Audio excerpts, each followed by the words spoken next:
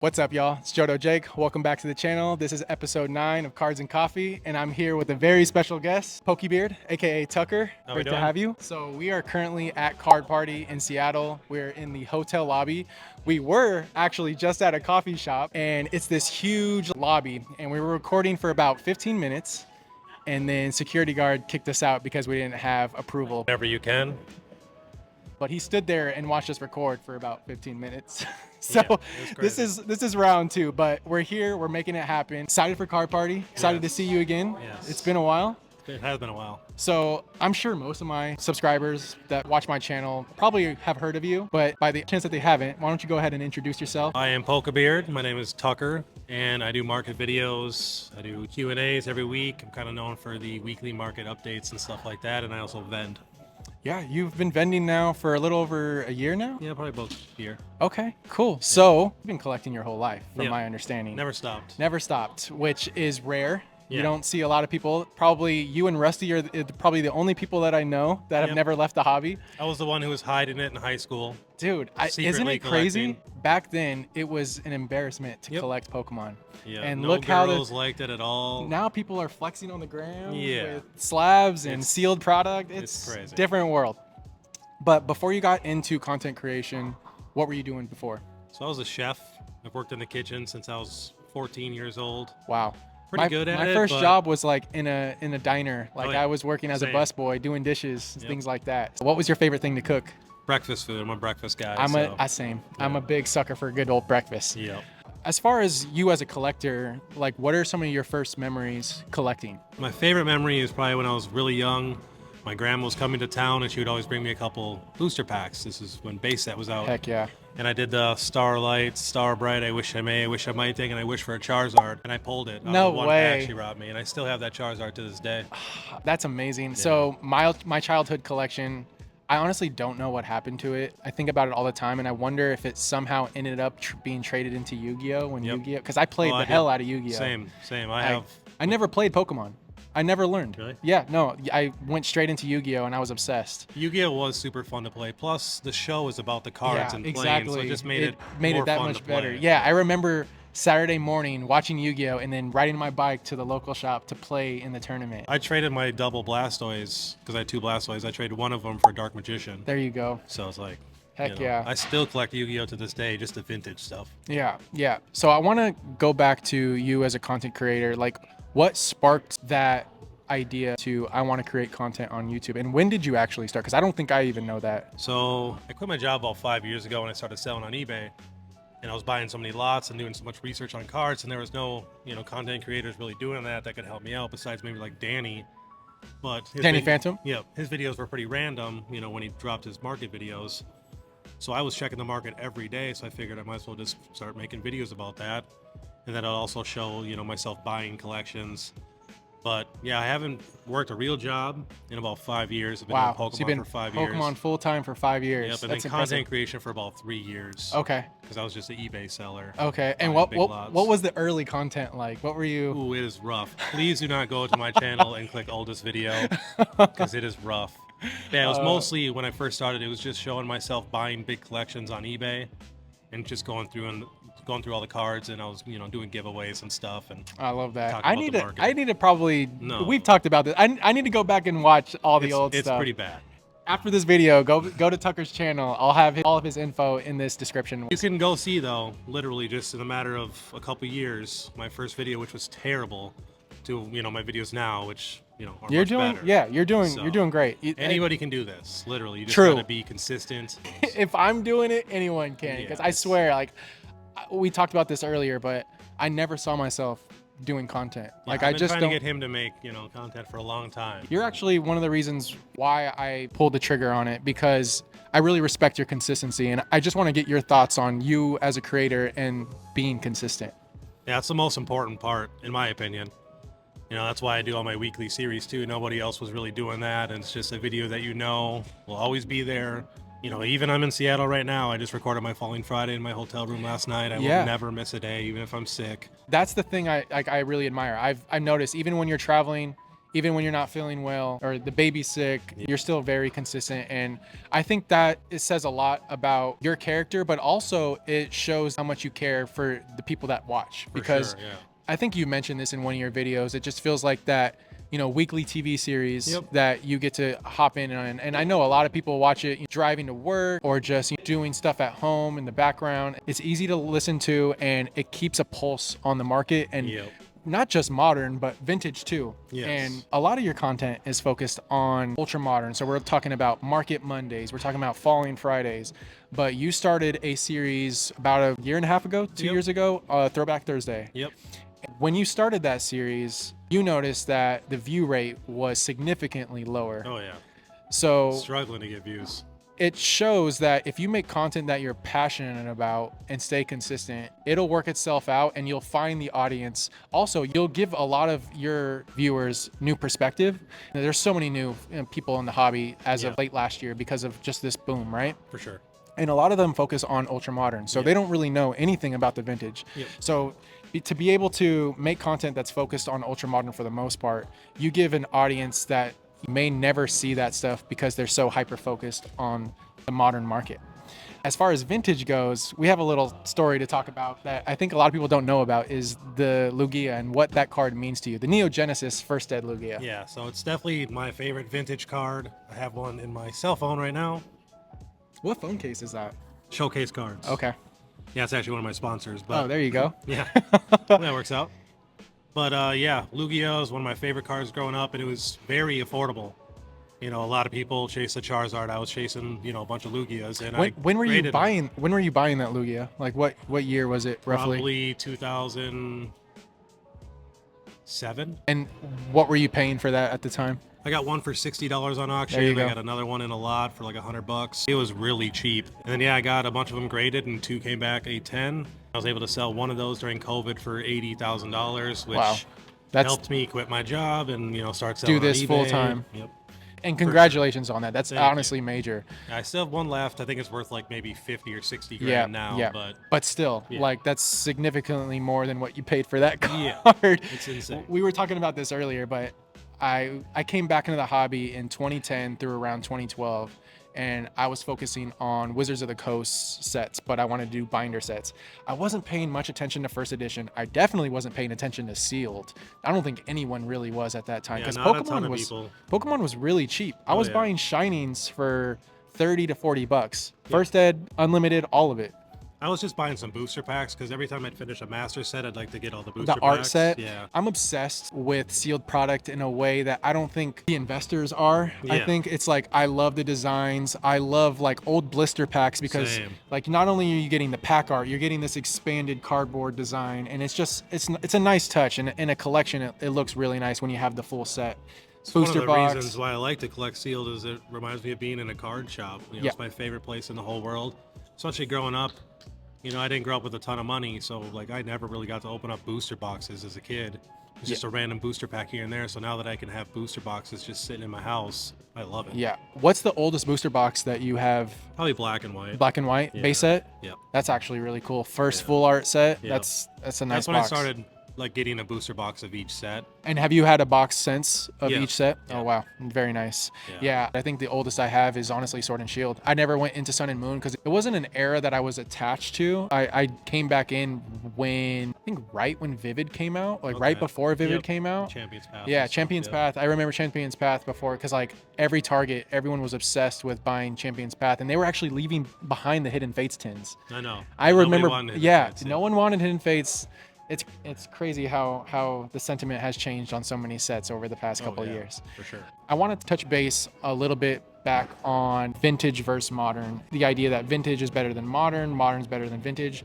Your content, like we were talking about earlier, talks about both. What is your opinion on the whole argument vintage versus modern? So vintage is much more, rare, but modern has better art. I don't care what anybody says, The vintage has beautiful art and it's the first of its kind, but the modern stuff has, the art, you just can't touch it. I agree. It's tough to beat. And that's not to undermine how nice the art is from that time. It's just not, we've seen artists like Arita go from illustrating the base set Unlimited Charizard to our Blastoise in 151, Yeah. the whole art line, and to see the growth in his art style is insane. So Yeah. like, there's artists that have been here from the beginning that have just evolved with the TCG, and I love it all. Like there's For sure. like, and that's the great thing about collecting, especially in this market, where it's really hard to reach collection goals, especially with modern at this point, because Mega Evolutions is out. It's been out for a week. Yep. And it's a $300 box, both enhanced and non-enhanced. Yeah, that's crazy. What is some advice that you have for, I mean, mostly I would say the new collector that joined within the past year on how to navigate their collection goals, as well as just expanding on what they know in the hobby?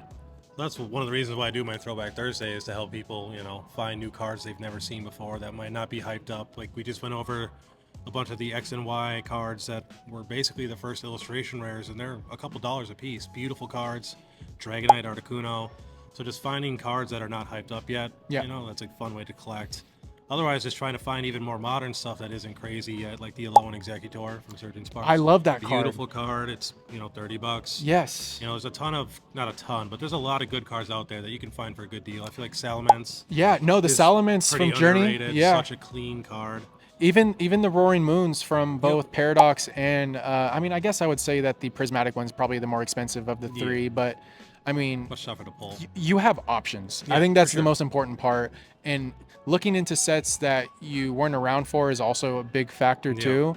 Like your Throwback Thursdays, but in your Market Mondays, you go back to Sword and Shield, you go back to Sun and Moon, even Black and White. You go as deep as, I mean, with Throwback Thursdays, as far as you can, right? Yep. And you're slowly going from set to set through that series, which is really nice. Now, this is a question for collectors that have been around for a while, but they find themselves to be in that category of a true collector. Collectors that almost feel like they can't let anything go. What is your advice for them in this market?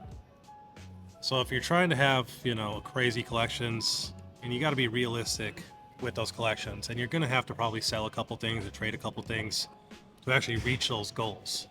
People that have the craziest collections, they didn't just keep everything. They have definitely sold a few things. They've, made some crazy deals. Yeah. And I think a lot of people don't really realize what kind of collections they may have, especially the older collectors that have a hard time letting things go. If there's something that you really want to add, look at your collection. Look at, I mean, if it's raw and they're minty, like you might have potential PSA 10s of some very rare low pop cards. I guarantee you there's thousands of potential PSA 10s just sitting in people's binders, but they're just too afraid to get stuff graded or whatever it is. Yeah. So and you just always got to be, looking. Definitely. And I think it's rare when you find collections that, people just discovered in their basements and attics. I think that there's like this struggle that a lot of collectors have with that. So I think that right now you've been selling, I've been selling. Right now is a perfect time to seize the opportunity where things that weren't as liquid are extremely liquid now.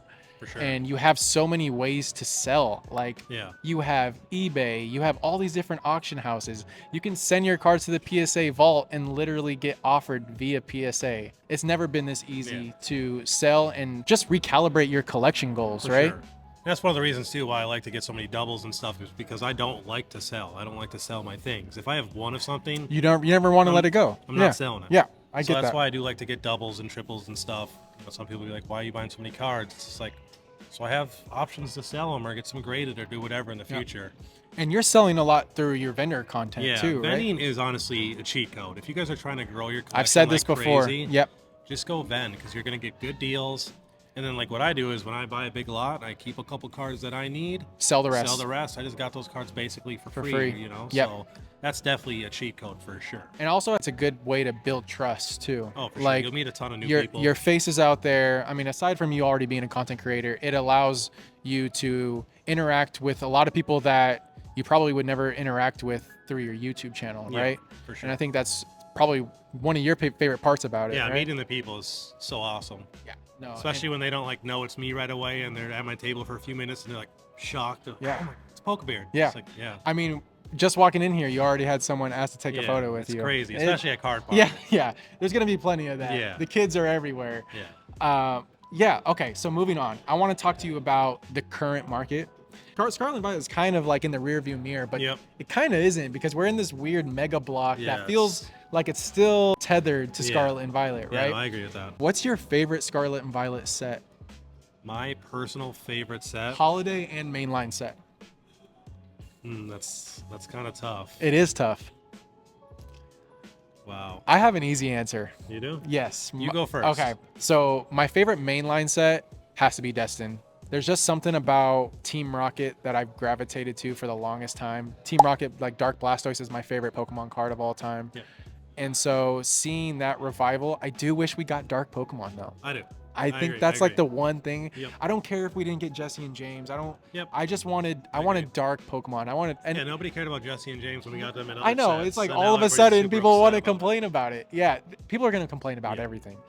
I think it's silly how expensive the booster box is right I now. agree. I'm sure you see that enough. I really like the booster box design, the ETB design. I think it has the I don't best. have a ton of complaints, especially in the Scarlet and Violet era. It's tough to beat. And then being Team Rocket, you know, the nostalgia. Yeah, you have Mewtwo and Giovanni on the ETB and on the booster box. I think it's pretty The sweet. Moltres is beautiful. Yes. The I mean, it's a stack. Set Yeah, for sure. I love the Crobat too. I don't think the Crobat gets enough love. Yeah, the Nidokings too. The Giovanni's King is also really solid. Yeah, that's a tough one to beat. Yeah, it is. It is. For And mainline. so Holiday is 151 for me. Yeah. I think it's such a safe answer. It is. But I agree, though. I mean, it's 151. Yeah. I think the biggest thing for me about 151 is I see what Black and White did, and I'm know. like, I and said we're that seeing too. we're seeing so many Kanto Pokemon dripped into all these other sets. We got Yeah. Spearow and Mega Evolutions, Vulpix. Vulpix. Beautiful Vulpix. We got the Dugong coming out in Inferno Yeah, X, that or is was it Dugong or is it Seal? It's Dugong. It's Dugong. Yeah. The Aurora lights in the background. Yeah. I feel like that's up your alley. Yes. Yeah. Beautiful card. Yeah, for beautiful card.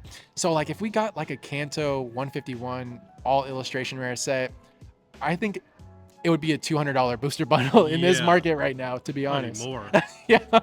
So yeah, would you agree? Yeah. Yeah. Okay. So we both have a safe answer. Sorry, it's nothing too exciting. I On do that think front. Paldean Fates could have been the best set if we would have got 3 more shiny special illustration rares, Okay. and then maybe like 6 more shiny illustration rares. Yeah. And I think that set would have been. I mean, You it is know- crazy, but I think it's crazy. Let's talk about Paldean Fates a little bit because I remember that set vividly when Yeah. it came out, and it was not popular. no. I actually had a hard time selling off because I would buy Pokemon Center ETBs by the case at that time, right? Yep. And I'm picky about the seal and the corners Yep. on my ETBs, so I would buy a case just so that I can pick out of 1 out of the 4 and then sell 2, maybe 3 of them, Yeah. right? And I had a hard time selling Oh those. yeah. Yeah. No, I was buying cases all the time on eBay and Yeah. stuff, just dirt cheap. Everyone wanted to see special illustration rare shinies, Mm-hmm. and we got them, and then no one cared. Yeah.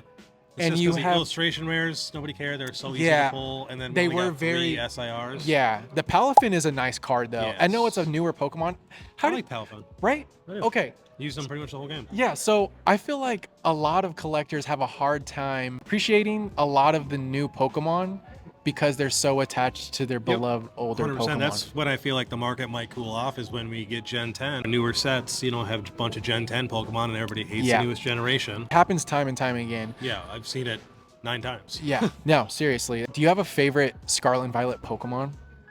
I do, and I get made fun of for it. Oh, what's yours? Chen Pao. That's a legit one. Dude, right? Yeah. The design is sick. Yeah, that's actually, that Pokemon is literally on my thumbnail. Oh, or you're on my right. YouTube. Yeah, your banner? Yeah. Yeah. Because I had a silver Bengal cat who passed away, and it Oh, really wow. reminded Reminding me you of of her. yeah. So yeah, it's my favorite one too. Oh, Especially out wow. of the Wow, legendaries. what the hell? Yeah. Yeah, see? All right, Quilly, if you're watching this, haha, Chen Yeah. Pao is actually a dope Pokemon. Yeah, 100%.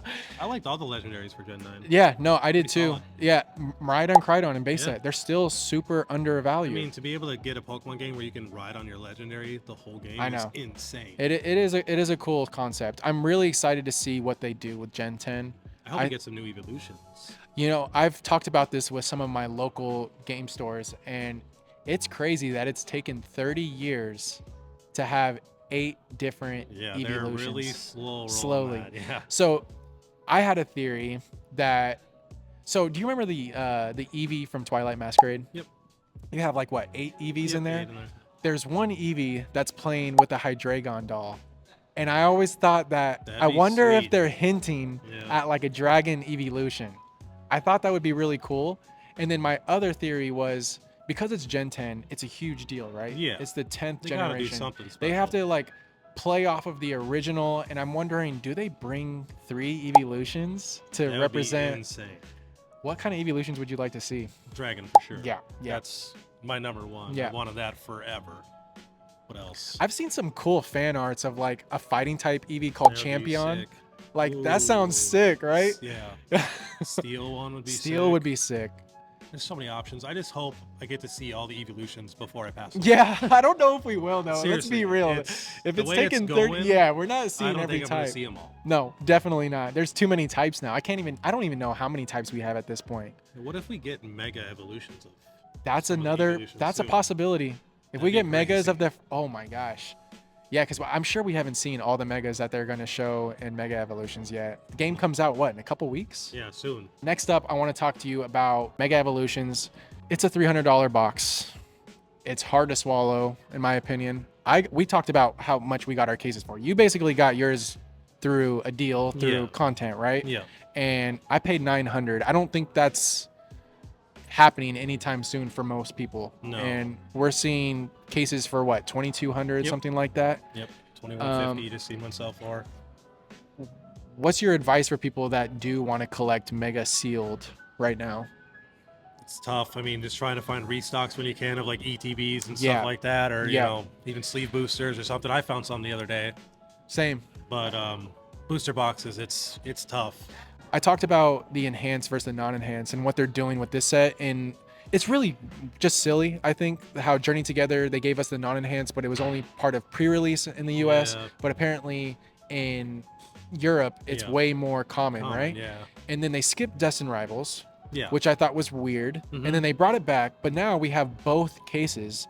And my local shops, it was about 50% difference between the non-enhanced and the enhanced. They got Oh, way okay. more enhanced boxes and cases compared to the non-enhanced. Yeah. What are your thoughts on Pokemon doing that, and why do you I think that they're doing I it? have no clue why they're doing that, to be honest. I like the box topper thing. I just feel like all the sets should have them. I agree. think I it just totally makes it- agree. especially right now with how expensive Pokemon is. Give us another little extra bonus in there. Yeah. But yeah, It's- I don't know why they're doing it both ways. And then for me, as like a sealed collector and stuff, I You do wanna have kinda both. Yeah, I want to Yeah. get both. 'Cause Yeah. You never know which one's gonna pop off in the future. And isn't it really weird at release that the non-enhanced was going for like $30 more, yeah. but the enhanced was coming with the box topper, which was like a $50 promo on Yeah, release. the promo's doing great. So price per pack just made more sense to get more, regardless of which one's more scarce.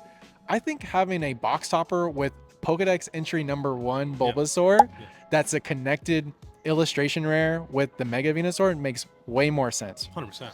What do you think of the set overall in terms of like the special illustration I rares? like it a lot. I mean, if we're considering it a base set, it's probably the best base set we've ever gotten. I But will. I mean, a base set's usually for the newest generation. Yeah, and I but- was just talking about yeah. this with another buddy. It's weird. It's a new block, but it's not a new. It's weird. It's in the middle. Yeah. It's like a Call of Legends, but multiple sets.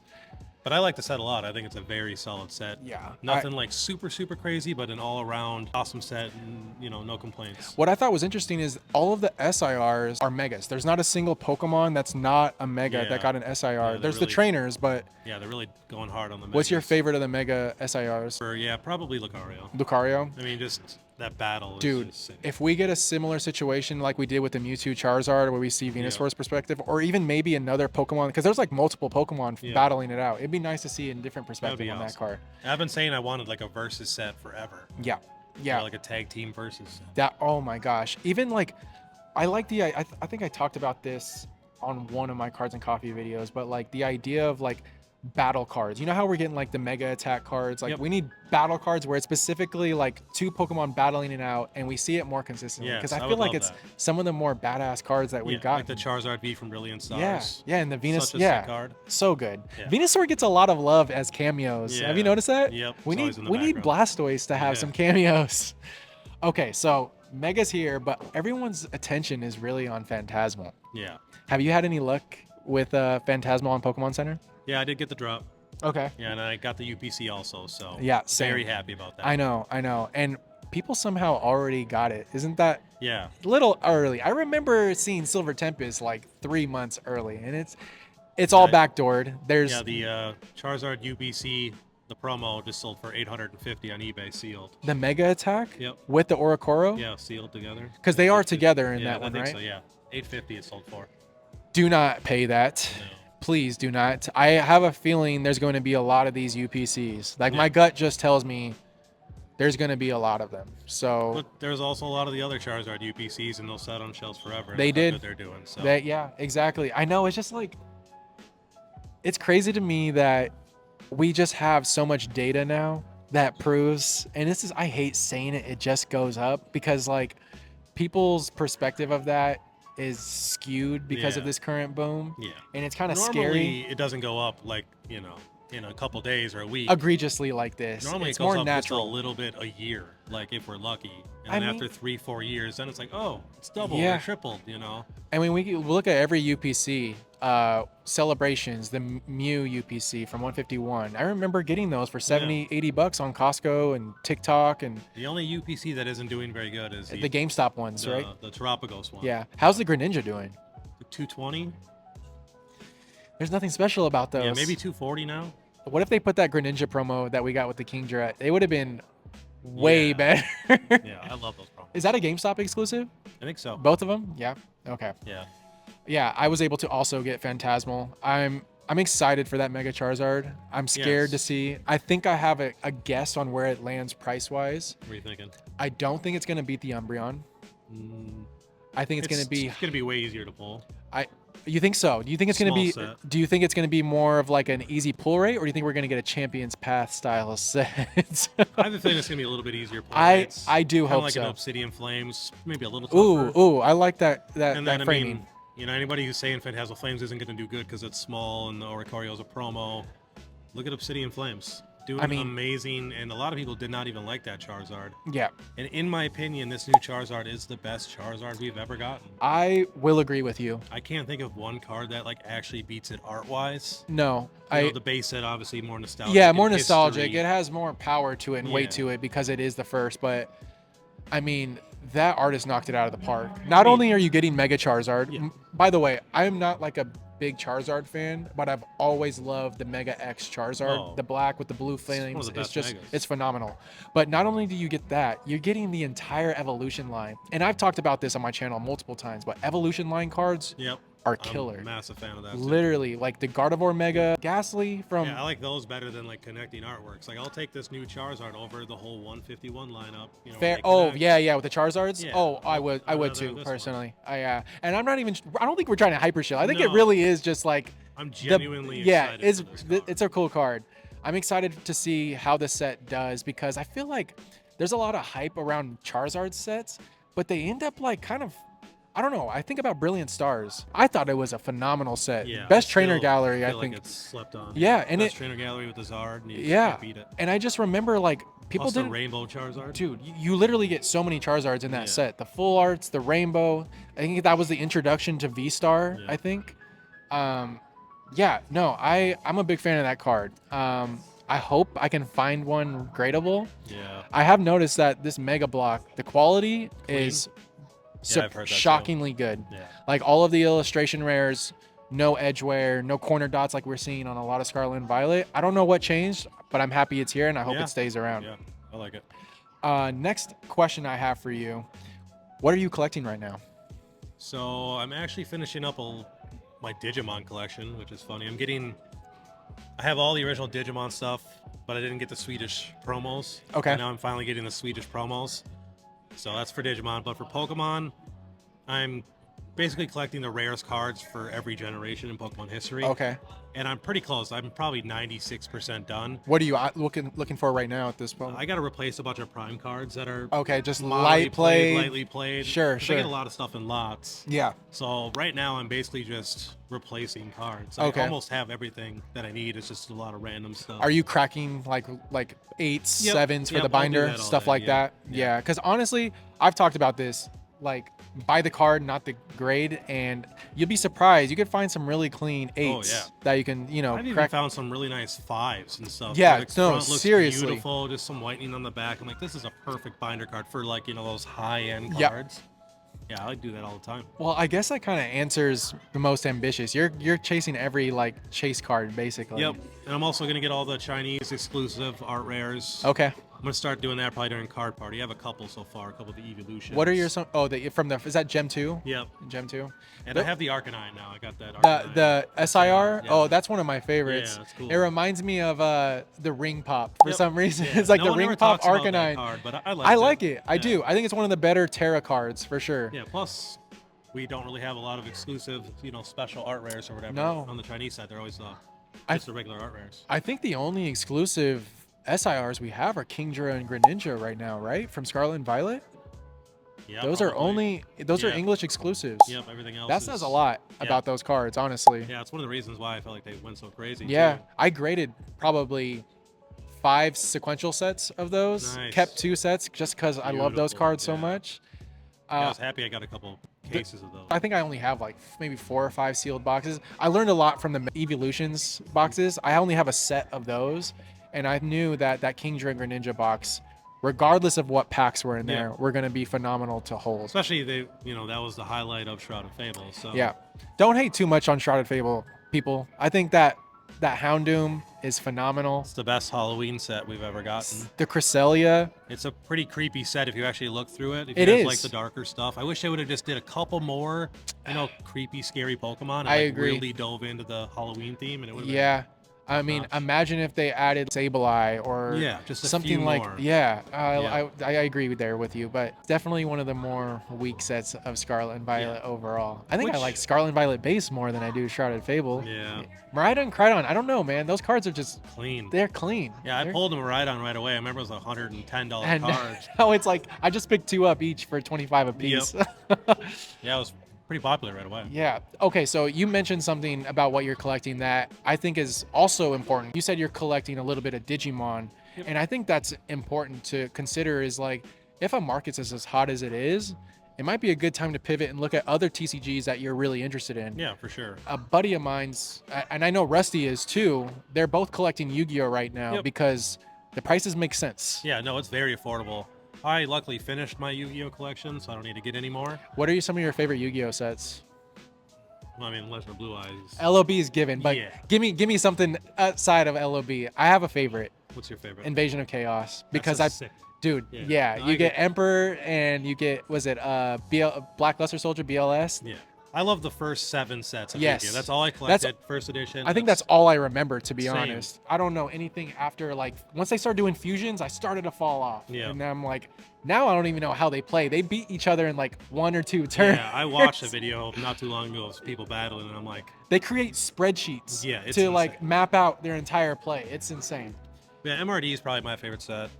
Yeah, that's a solid set, Yeah. dude. Is that Black Skull Dragon? Yeah, I but I think love the Black Soul Dragon, Red Eyes Black Dragon, Yeah. and Gate Guardian are my Tough. 3 favorite Yu-Gi-Oh Tough. cards. very tough.